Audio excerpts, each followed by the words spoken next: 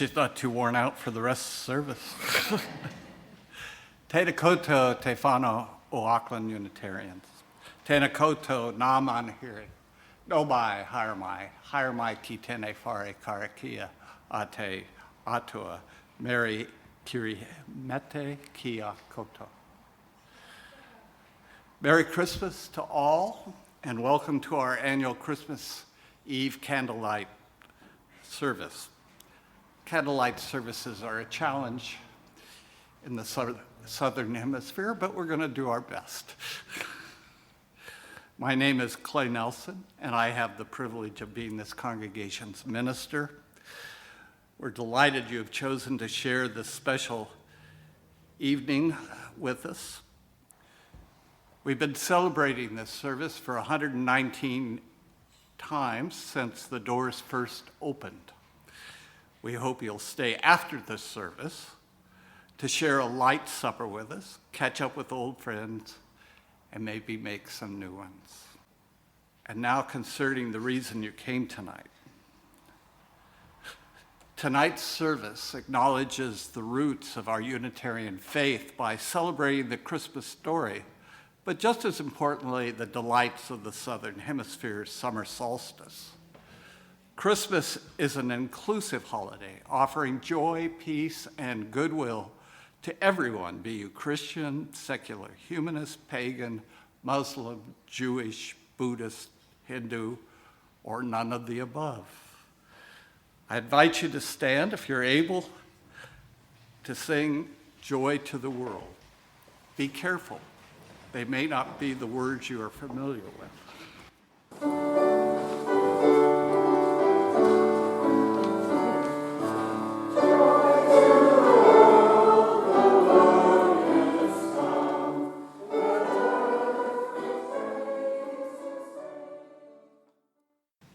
We now light the very first of the many Christmas chalices Unitarians will light around the world this holy night. All around the world, the light of honest thought shines, showing us the path for our own authentic faith. All around the world, the warmth of community glows, drawing people in from loneliness and estrangement. All around the world, the flame of justice burns, inspiring people to acts of faith-filled courage. Here too, may the light and warmth of this chalice be to us a beacon of truth, generosity, and compassion, that we may learn the ways of faith and love.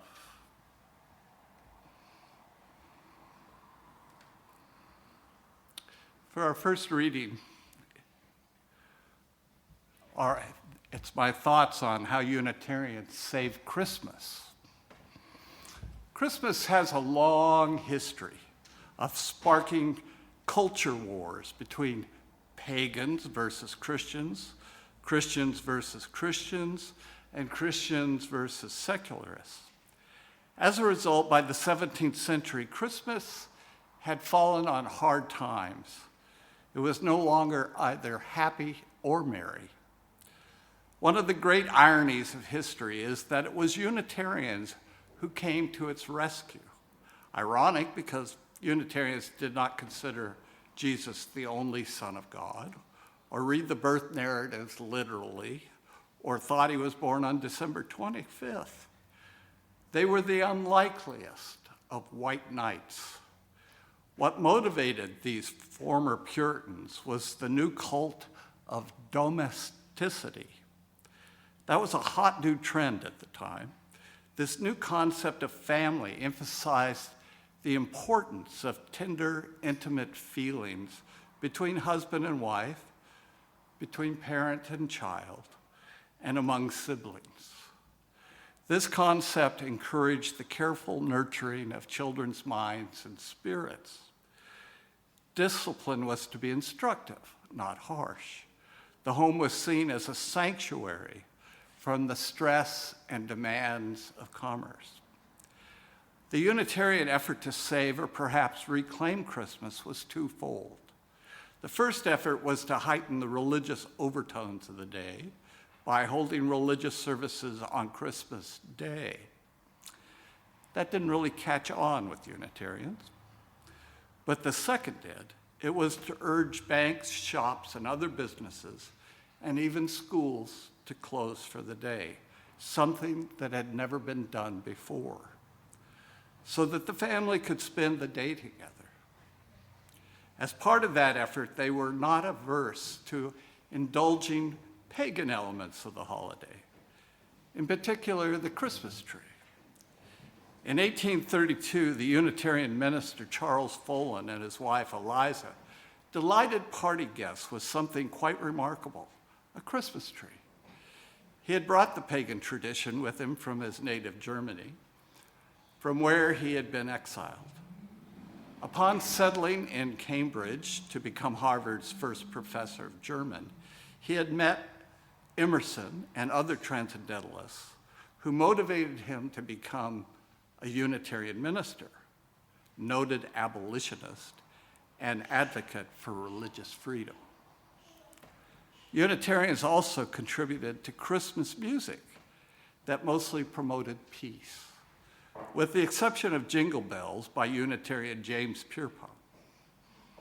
For most of the history of Christendom, the idea of peace on earth has been taken as referring to a private, personal peace. Few imagined that peace on earth actually meant we should stop killing each other. I heard the bells on Christmas Day by Henry Wadsworth Longfellow lamenting the Civil War, and it came upon a midnight clear by Unitarian minister Edward Sears saw it differently. Babies are welcome to stay. It's their day. Sears called us to task for not heeding the angel's call to peace. Beneath the angel's strain have rolled 2,000 years of wrong, and man at war with man hears not the love song which they bring, Sears decried.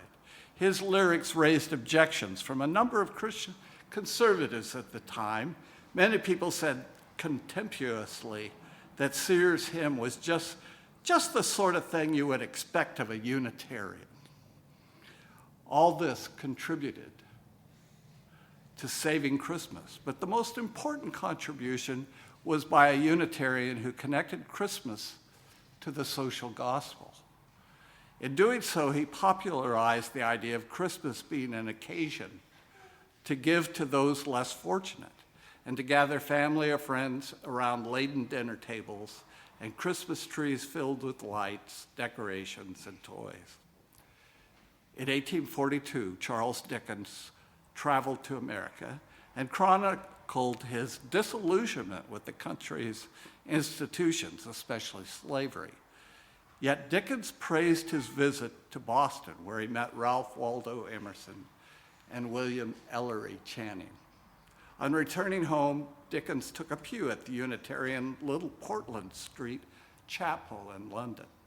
Disgusted with our established church and its daily outrages on common sense and humanity, Dickens wrote in a letter, I have carried into effect an old idea of mine and joined the Unitarians, who would do something for human improvement if they could, and who practice charity and toleration.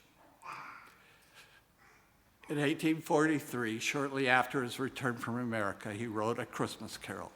Without once mentioning Jesus, Dickens shows it is possible to experience a conversion, not necessarily based on a specific religious experience, but a personal regeneration that leads one to help others. Today, historians credit A Christmas Carol and 'Twas the Night Before Christmas as having done the most to make Christmas what it is today, a holiday for everyone. While the author of 'Twas the Night Before Christmas was an Anglican, its illustrator was a famous Unitarian cartoonist and political satirist, Thomas Nast. It was he, not Coca-Cola, who first drew Santa Claus as we now all know he looks.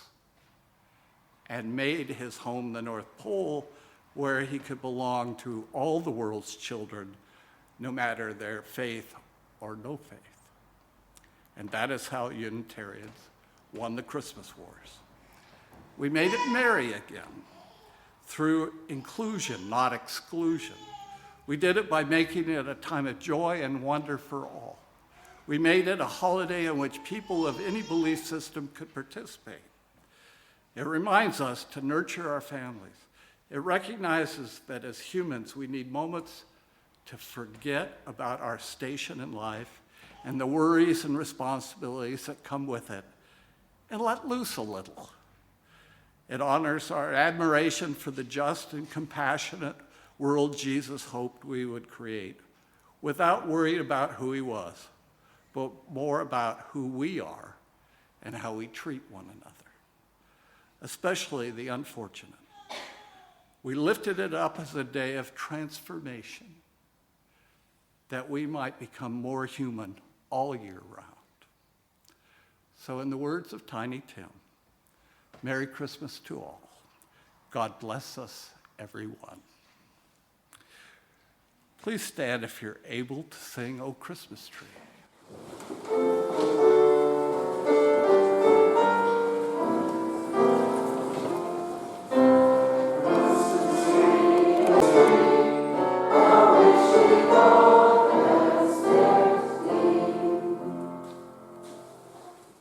I'd now like to invite David Hine to come forward to read Nativity by Joy Cowley.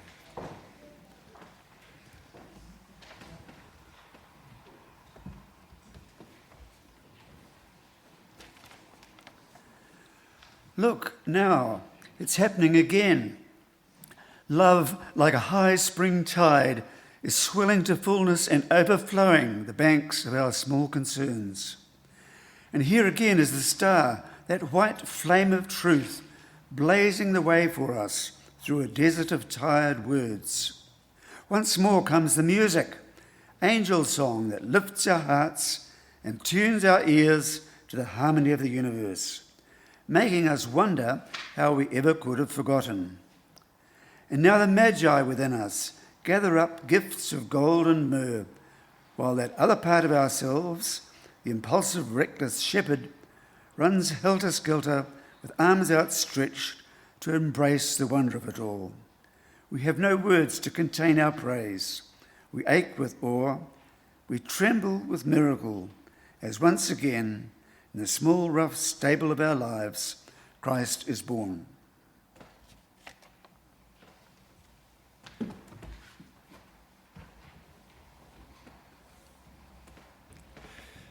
Thank you, David. Celebrating a holiday that was shaped by the Northern Hemisphere's winter solstice is necessarily different below the equator. Our next song captures our reality. Please stand if you're able to sing Upside Down Christmas.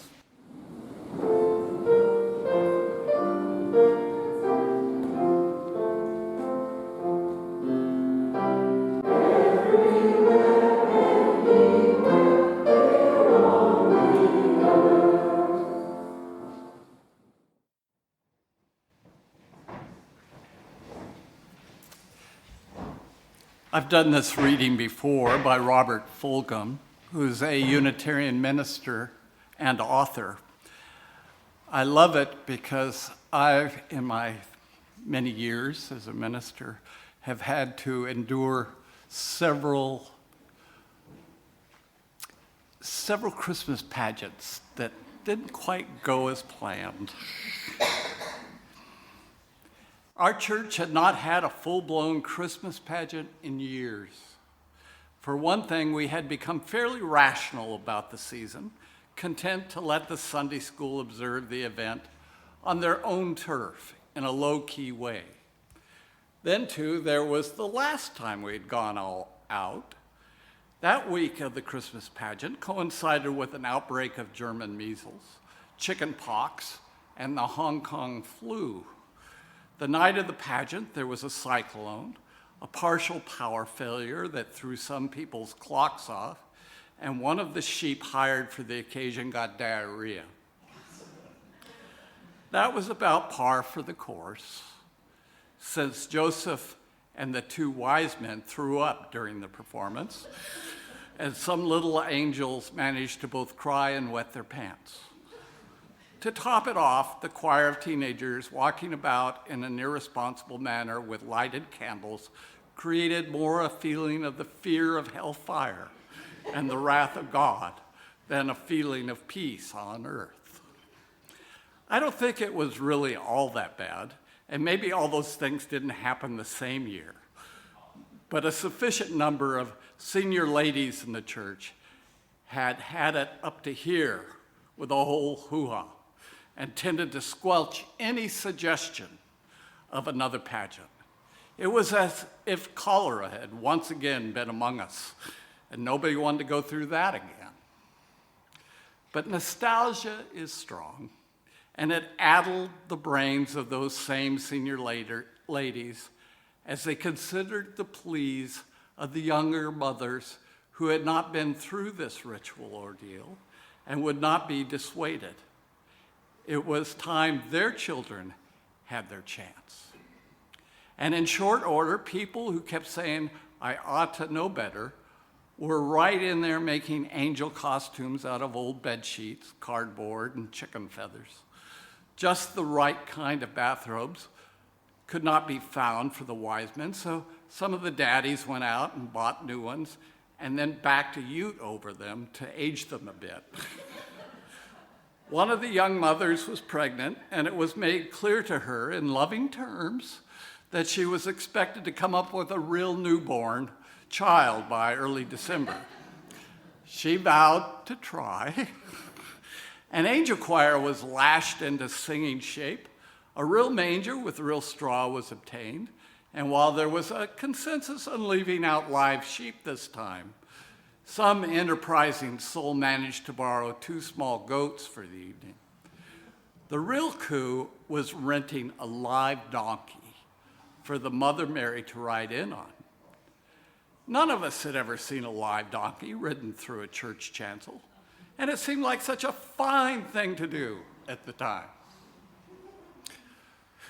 We made one concession to sanity, deciding to have the thing on Sunday morning in the full light of day so we could see what we were doing and nobody in the angel choir would get scared of the dark and cry or wet their pants.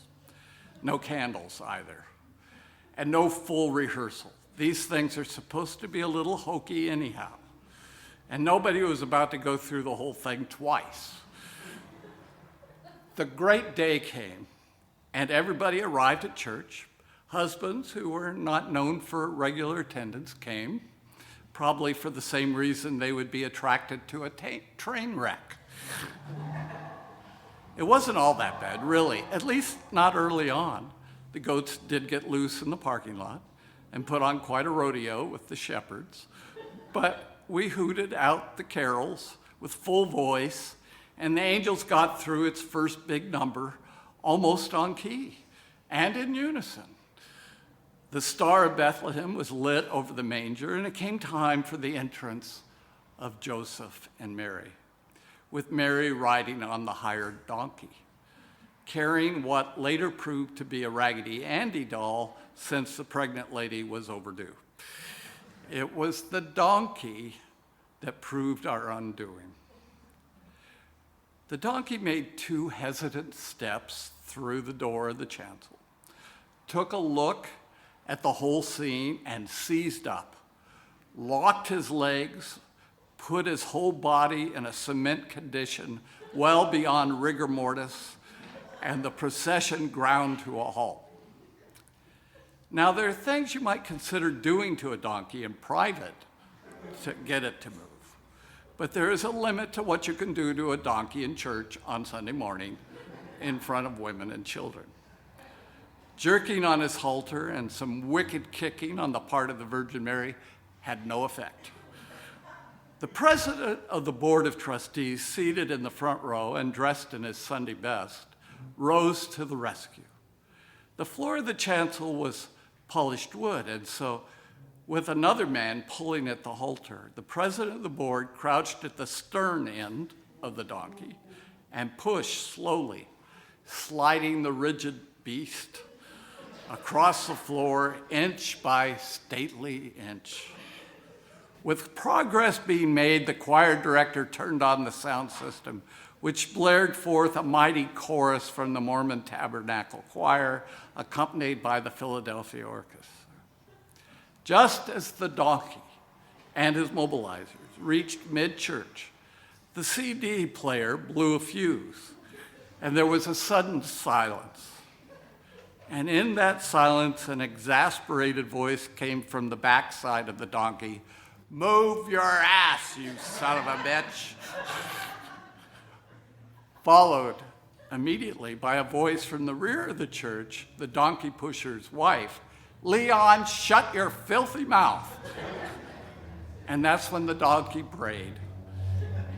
If we'd held an election for Jackass that day, there would have been several candidates mentioned, and the vote would have been pretty evenly distributed. We are such fun to watch when we do what we do. And it has been several years since the church held another Christmas pageant. We have not seen the last one. The memory of the laughter outlives the memory of the hassle. And hope always makes us believe that this time, this year, we will get it right. That's the whole deal with Christmas. I guess it's just real life, only a lot more of it all at once than usual. And I suppose we will continue doing it all, get frenzied and confused and frustrated and even mad, and also get excited and hopeful and quietly pleased. We will laugh and cry and pout and ponder, get a little drunk and excessive, hug and kiss, and make a great mess. Spend too much, and somebody will always be there to throw up or wet their pants. As always, we will sing only some verses, and most of those off key. We will do it again and again and again. We are the Christmas pageant, the whole damn thing. And I think it's best to just let it happen. As at least one person I know can attest, getting pushy about it is trouble. Our next carol recounts the first celebration of Christmas in New Zealand, 202 years ago tonight. Folklore says that its composer, Willow Mackey, sang it for the first time in this church. Please stand if you're able to sing Te Hari Nui.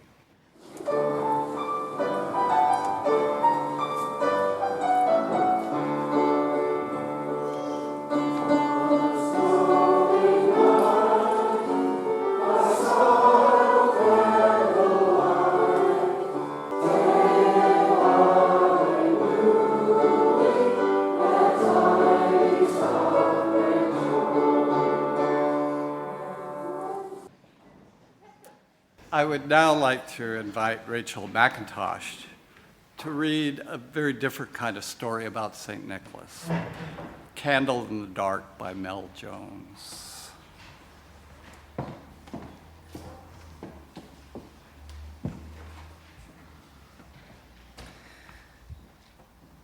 Children all over the world wait by firesides for a glimpse of a man with a snow-white beard, dressed in red and white. But Santa Claus doesn't always look like that.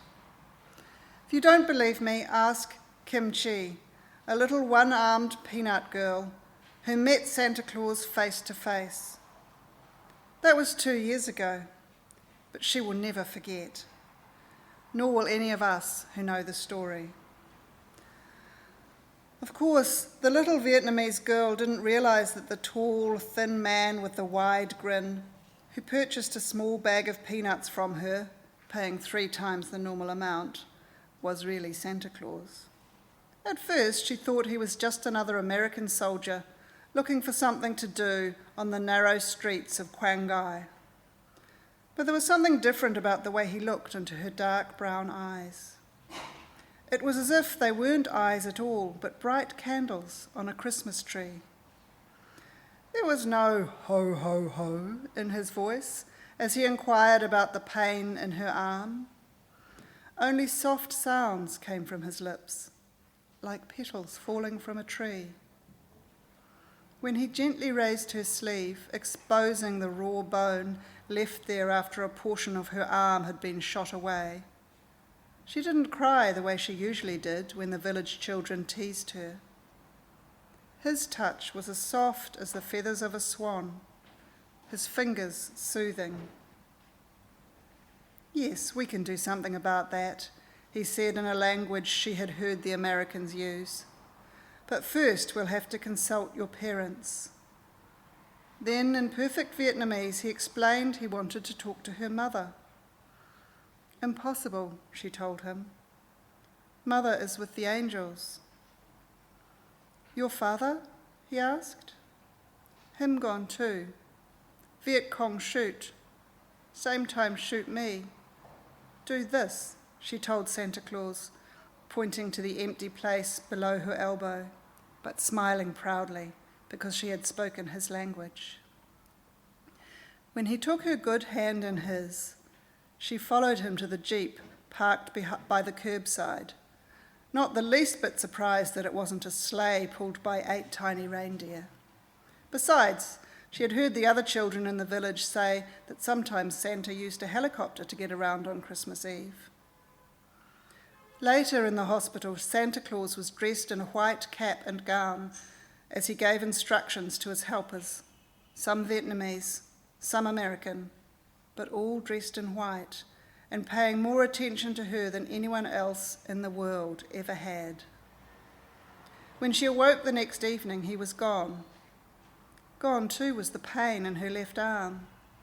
There was no horrible bone sticking out of her sleeve like a turkey leg.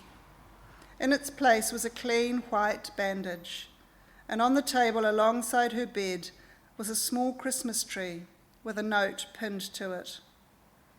She knew it was from Santa Claus even before the nurse started reading. "Dear Kim Chi, you certainly slept a long time for an 8-year-old girl, right through Christmas when all the other children here in the hospital were receiving their presents. It's a wonder their happy laughter didn't wake you. I wanted to give you your present personally, but there are some wounded soldiers up at Bay Tat that need my help. I'm sure you understand. Before next Christmas, Kim Chi, you will have a new arm. We've ordered one from America especially for you. You'll be able to comb your long dark hair by yourself. You'll even be able to wear a ponytail when walking in the woods so that the branches will not catch your hair. With your new arm, you'll have 2 arms like the other children, and we've made arrangements for you to attend school in Quang Ngai. Never again will you have to sell peanuts on the corner in the rain. The nurse has a beautiful new owl dye for you to wear. It has a high collar and is as stylish as any you could find in Saigon. Oh yes, it has long sleeves with pretty flowers painted on. When I get back, I want to be the first to promenade with you down the boulevard. Till then, Merry Christmas to you, Kim Chi. Love, Nick." But why was the Vietnamese nurse crying? Kim Chi wondered. Surely Santa's letter was filled with joy, not sorrow. Soon she realised that Santa's letter made everyone cry at the hospital, so she put it under her pillow where they couldn't see it. One night she overheard 2 Vietnamese orderlies talking about the doctor who had died of burns in a helicopter crash at Bay Tat on Christmas Day. They said the doctor was brave. He wouldn't accept any water for himself until all the other burn casualties had been treated. But by then it was too late for the doctor. "Was it Santa Claus?" she cried. "No, silly girl," said one of the orderlies. "It was an American doctor. Santa Claus will be back next year, don't you worry." Happily, Kim Chi fell asleep, clutching the letter under her pillow. As I said, that was 2 years ago. She's still in Quang Ngai, waiting for Santa Claus to come back, and see her new arm.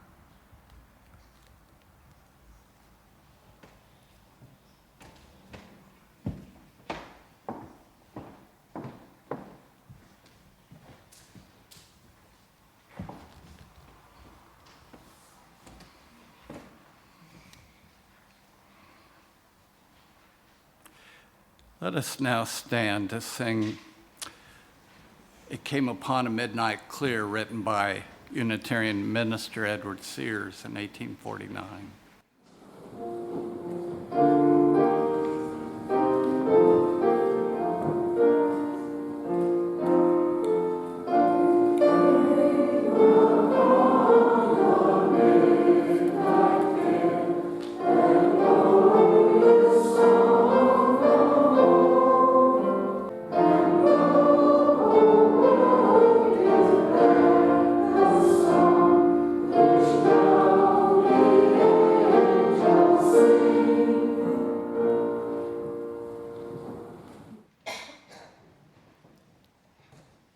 And now we will have another musical treat from Sue Min as she plays Walking on the Air by Howard Blake.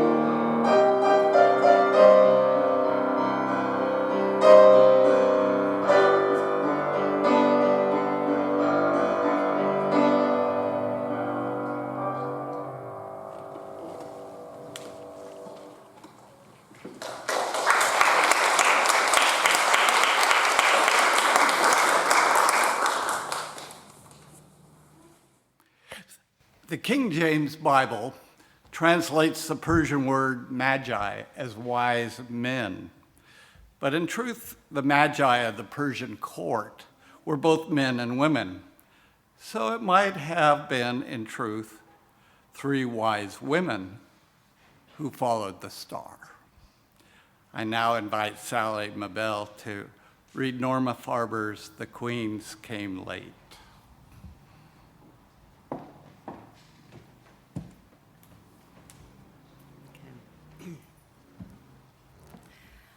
The queens came late, but the queens were there, with gifts in their hands and crowns in their hair. They'd come, these 3, like kings from far, following, yes, that guiding star. They'd left their ladles, their linens, their looms, their children playing in nursery rooms, and told their sitters, take charge, for this is a sight we must not miss. The queens came late, but not too late, to see the animals small and great. Feathered and furred, domestic and wild, gathered to gaze at a mother and child. And rather than frankincense and myrrh and gold for the babe, they brought for her who held him a homespun gown of blue and chicken soup and noodles too. And a lingering, lasting cradle song. The queens came late and stayed not long, for their thoughts were already straining far, past manger and mother and guiding star, and a child aglow as the morning sun, toward home and children and chores undone.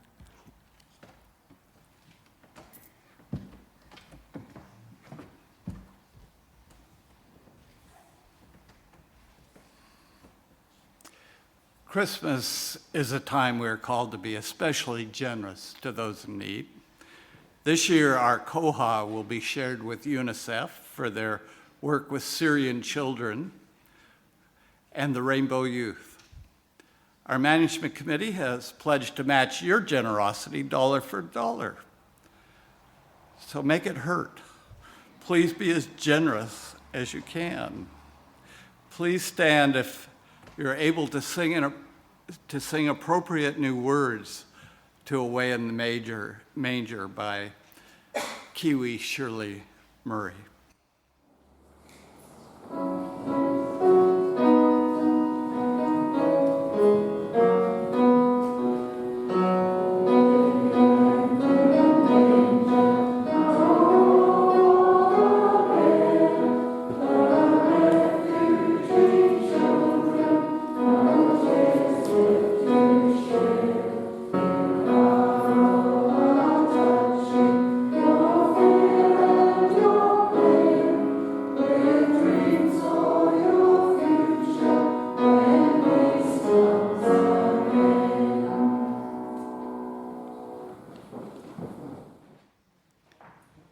I would now like to invite Nina Curry to come read The Secret of the Bulfinch.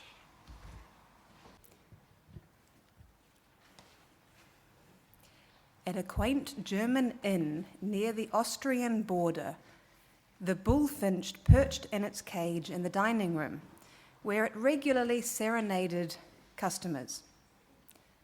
One spring morning in 1854, only one guest sat in the dining room, but he was an impressive personage indeed. His name was Ludwig Eck, and he was the concertmaster of the Berlin Cathedral Choir. Eck had been enjoying a quiet breakfast, at least until the bird chirped its song. As the melody filled the air, a bewildered expression covered his face. "Shall I remove the birdcage?" asked the waiter, who had noticed Eck's puzzled look. "No," said the concertmaster, and in an effort to explain, he continued, "It's the song the bird's singing. That song has been on my mind for so long. I thought for a moment I was humming it to myself."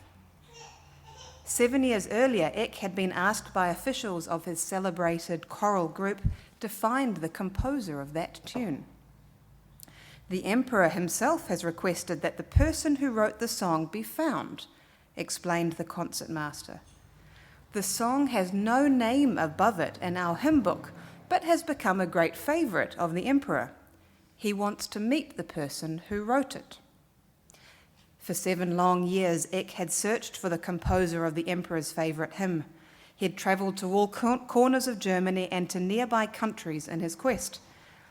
He had investigated every rumour and even rumours of rumours about the song. His search had caused him to neglect his work as concertmaster, but he had never yet come close to finding who wrote the tune. "Where did you get that bird?" Eck asked the waiter. He didn't know, but offered to check with the owner of the inn. The waiter was gone no more than 5 minutes, but to Eck it seemed an eternity. The concertmaster impatiently strummed his fingers on the table and ignored the breakfast in front of him. Deep down, he sensed that his search would soon be over. The waiter told Eck when he returned, the bullfinch came from a Felix Gruber, a student at St. Peter's Abbey across the border in Austria. Felix trained it to sing the song. Students at the Abbey often train birds to sing and then sell them. Within the hour, Eck was on his way to the Abbey, which was located near Salzburg. The abbot at St. Peter's couldn't believe that one of his students trained the bird. "We have disciplined students for doing such a thing. Here we feel it is a cruel practice to cage a bird and deprive one of God's creatures of its freedom."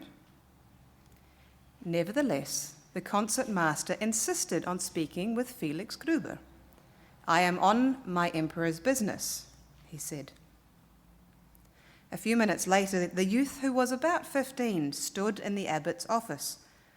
"Yes, sir," he said with reluctance, eyeing the abbot nervously as he did. "I did train that Bulfinch to sing the song." "Well, who taught you the song?" "My father," said the youth. "And where did he learn it?" Eck asked. The distinguished concertmaster almost leapt for joy when he heard the answer. "My father," said the young man with a trace of pride, "wrote the music, and his friend wrote the words." Felix wasn't disciplined for training the Bulfinch, even though he had violated the school's rules. The abbot was in a forgiving mood. After all, it wasn't every day that one had an emissary of the Emperor of Germany in his office. The following week, Eck, accompanied by young Gruber, arrived in the village of Hallein, where the student's father was the organist at the local church. Franz Gruber, this is the father, acknowledged his part in the creation of the song. It happened many years ago, on Christmas Eve in 1818, to be exact. At the time, I was the organist at St. Nicholas Church in Oberndorf. The organ broke down, and for a while it seemed we wouldn't have any music at the Christmas service. Father Joseph Moore, who's dead now, had composed a poem about the birth of Christ. At his request, I put music to the words and performed it on my guitar at the Christmas Mass. We never expected to play the song again, but it became quite popular. People began singing it at Christmas in villages all over the Tyrolean mountains. Gruber didn't realize how far the popularity of their song had spread. Father Moore and I knew it was a great favourite where we lived. We were unaware our music had travelled to distant lands. The church organist was invited to meet the Emperor of Germany.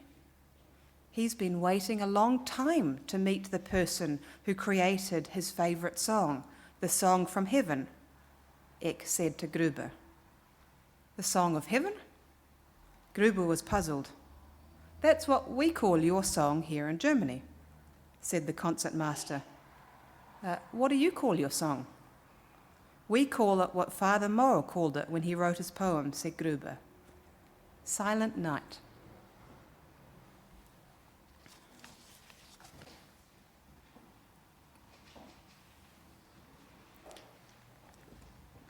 Now, we have a tradition here to close out the service by making a circle around the sanctuary. So bring your candle and bring your order of service, because you might not know Silent Night. But there's another song you have to sing too. So please squeeze chairs, move chairs if you have to. Let us be still in the darkness of our sacred space and listen to the quiet around us. For even in the quiet, there is a gentle being with others.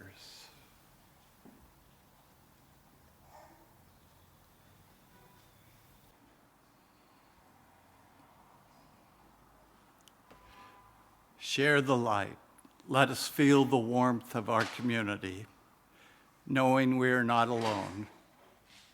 For in the quiet shadow is the glow of life within all. Let us know in the darkness the gift each candle bears, a small flame, a diminutive light, yet the wondrous gift to kindle another's glow. Let us be in awe at this moment as we each take up the flame and the light envelops this room, as hope for peace and goodwill fill this night. So may it be. We close this celebration by singing Father Moore's carol, Silent Night. He was touched by the mysterious and wonder of new life, that every life is sacred and worthy of protection, respect, and love. May we also be touched by the mystery. Let us now sing Silent Night, Holy Night.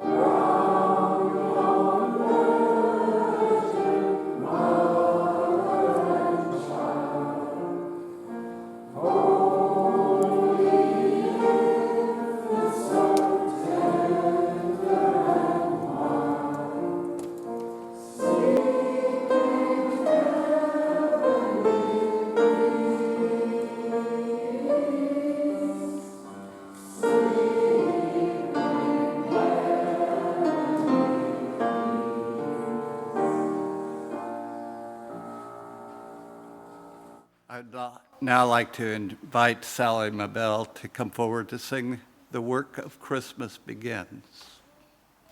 Where are you, Sally?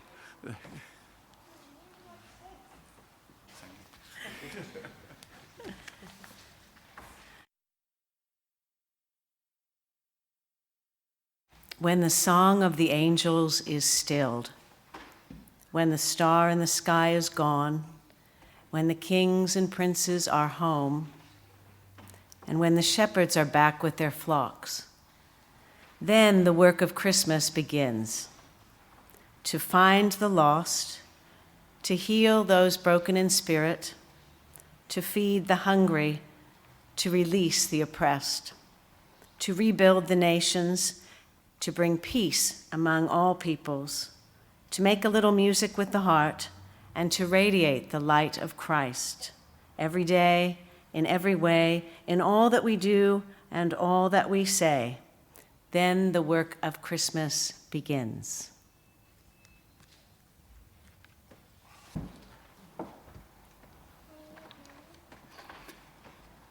Back in the day, carolers would go around to homes and sing songs, and then basically blackmail the people in the house that they weren't going to go away until they got their figgy pudding.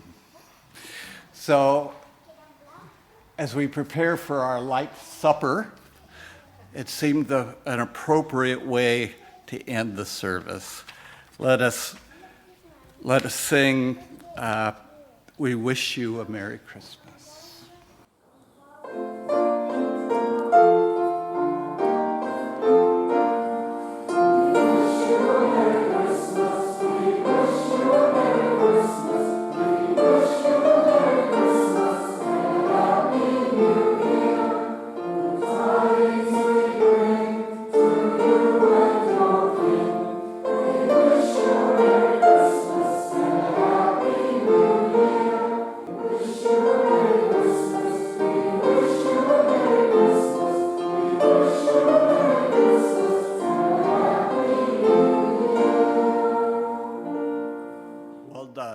Your figgy pudding will be out shortly, so please don't catch fire. Put out your candles.